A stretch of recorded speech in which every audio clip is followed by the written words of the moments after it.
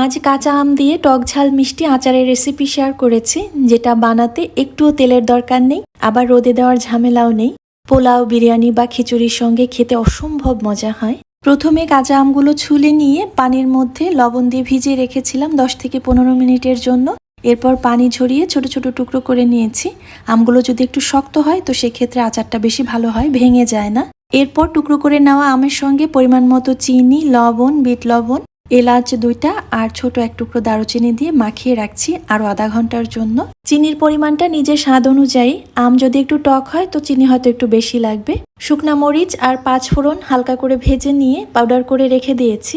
আগে যে আমের মধ্যে চিনি দিয়ে রেখেছিলাম ওইটাই এখন প্যানের মধ্যে দিয়ে রান্না করে নিচ্ছি। সামান্য একটু ফুড কালার দিয়েছি, তবে দিতে না চাইলে এটা স্কিপ করলেও চলবে।